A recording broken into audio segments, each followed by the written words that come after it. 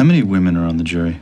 6. We should argue she's being prosecuted because she's a woman. It's not true. And even if it were, it doesn't matter. Why isn't it true? The pilot isn't being prosecuted. None of her commanders, all men. Do we know that? Check the transcripts. I thought it was all male names. It won't work. The panel will consider it whining. What defense would they consider not whining?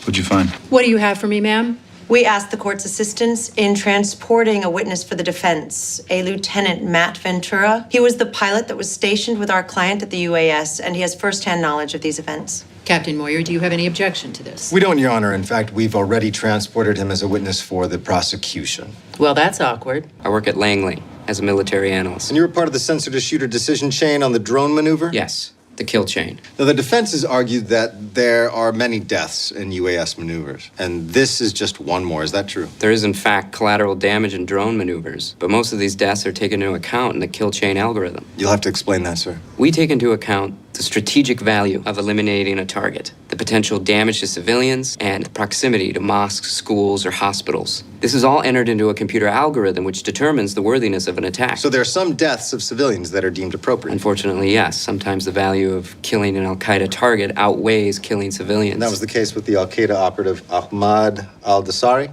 The defense has argued that someone should have been arrested in that attack because civilians were killed. No. That attack was sanctioned. We were willing to risk more deaths because Mr. al-Dasari was such a danger to the United States. And the drone attack initiated by the accused. That was not a sanctioned attack. We sent out an immediate transmission when we saw children in the area. The accused took it upon herself to fire anyway. Staff Sergeant Nora Swan, Aircraft Structural Maintenance. And the accused was your bunkmate at Addis Air Force Base. Yes, sir. And what did you observe your bunkmate doing on the morning in question? Ingesting Adrofan. This is a prescription stimulant used to combat shift work sleep disorder. Yes, sir. It keeps you awake, Yes, sir. but it can also overstimulate, cause someone to overreact. Objection! Beyond the expertise. I'll rephrase. Have you ever been warned about the side effects of Adrofan? Yes, sir. Sergeant, where did Staff Sergeant Elkins get these pills? Mine. So you have a prescription for them? No. But you were taking them, these pills that tend to overstimulate?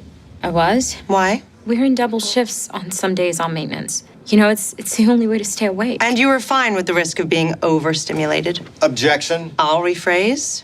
You testified that you did not have a prescription for these pills, so where did you get them? Do other people in the unit take these pills? Yes. In fact, isn't it an open secret that Adrofan is taken by almost everyone from fighter pilots down... Objection, Your Honor. Calls for speculation. Actually, I don't think it calls for much speculation at all. Mrs. Florek. My apologies, Your Honor. No further questions.